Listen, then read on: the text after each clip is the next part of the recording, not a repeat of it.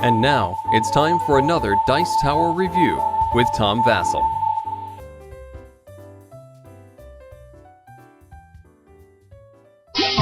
Rubber ducky, joy of joys. When I squeeze you, you make noise. Rubber ducky, you're my very... I wonder if you did a survey of the people who bought DuckDuckGo from Ape Games. I wonder how many of the people who bought it solely because of these rubber duckies. I mean, honestly, it's one of the reasons that I certainly picked it up. These ducks are found everywhere. You can buy them on eBay, and lots of 100, and there's all different sorts of ducks, as you just saw at the beginning of the video. But a game about rubber duckies? Well, I mean, you think someone is bound to do it. And it's a pretty interesting game. Uses big hexagonal pieces, puts them together to make a bathtub, and then you have a race. Honestly, what DuckDuckGo is a stripped-down version of some older games like Robo Rally. And there's also other games out that do the same thing, in which you will play cards to program your duck to move a certain way, trying to get him to a goal line without bumping into other ducks.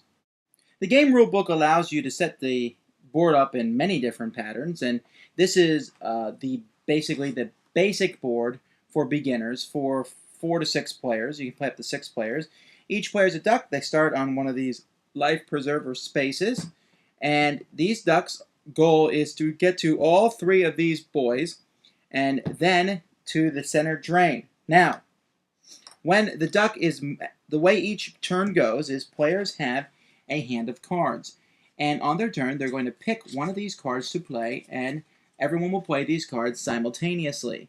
Now you can see that each card is a number. Whoever has played the lowest number goes first, and then each player goes in turn order. What I do, I put the card down, and then I move my duck according to how the card shows. Now, I probably wouldn't make my duck face this direction, but it's possible that maybe I have a plan to swing around and run over this boy and come over here and hit all 3 of them. Because whenever I do run over one of them, I get the matching token of that color to show that I've gone to that one. And if I can, in fact, end my turn on one of those, I get to play another card and go again. Now, the problem is, if you hit another duck, or if you hit the wall, you immediately stop and rebound around, turning the other direction. Now, you can plan for that. You can try to bounce off walls or move your ducks to a certain spot, but eventually things are just going to get in your way as you move around the board. So that's basically the basic game. The advanced game is a little bit differently. It introduces the bird dog. Now, my bird dog looks a bit like a duck, or I mean, obviously they all do, but mine's yellow, but this is the bird dog, and this bird dog is here, and players will be moving him according to a board that comes with the game, like a pre-programmed robot in a sense, and each player will get to move him around, basically getting in the way of other ducks, chasing them away.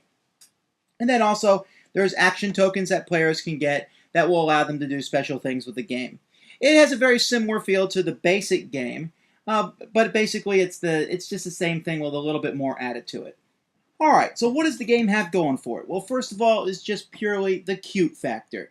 And the company certainly is going to play off this. As I said at the beginning, I wonder how many people bought it because of these. The company has 100 different ones that you can get. Everyone has their own set that they can get in their box. It's completely different, so you have, I guess, in a sense, your own customized game. Those pictures I showed you at the beginning of the video, you can go to the website, and even if you want, specifically order which ducks come in your set. Or you could go to eBay, and you can buy these things everywhere. Buy a lot of 100 of them, stick them in your game. Now, that's the cute factor going for it, and the components are really good quality. These boards are really nice and thick, double-sided. You can make any kind of map you want. And the cards, while I might have put the information on in a slightly different way, they're still at least easy enough to understand that people can use them and move their ducks on the board. And that's the strong suit of this game, is the fact that moving the ducks, bouncing off one another is very easy. I can play this game with my children, and while I did a little bit better than they did because I was able to do a little bit more forward planning, there's enough luck in the game, especially in the cards that you draw, that it really doesn't matter that much in the long run. And you simply play a card, move a duck. Play a card, move a duck, and so on and so forth. When you bump into each other, it will turn you around. It can mess you up a little bit, but it's not that big of a deal. So the game is going to appeal to families.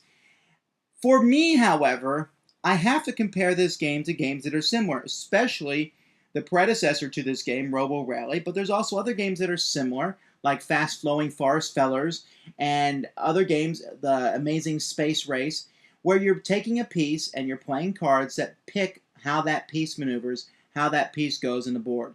And I really have to say that those games do a much better job for me because they're deeper. There's much more going on. Making a mistake has a more energized reaction. This is fun. The ducks bump. Oh, it's cute. And it reminds me of when I go to some bumper car arenas. You go in and everyone's hitting each other and giggling. Hee hee hee hee. I hit you. But what I really want to do is go somewhere people are plowing on each other, still having a good time, still laughing. And that's not the kind of feeling I get from this game. Am I going to get rid of it for my own collection? No. And that's because I can play it with my kids. But once they get this one down, and once they get over the cute factor, the ducks, I want to take them beyond just moving one step at a time. Even the advanced game here, which adds another moving bird, dog, duck, you have to avoid everything. Again, it just doesn't seem to have any kind of meat or depth to it, which is fine, and that may be for you. It just wasn't for me. Thanks for joining us today. For more written, audio, and video reviews, as well as the #1 board game podcast, check out the website at www.thedicetower.com. Until then, this is Eric Summerer, and you've been watching The Dice Tower.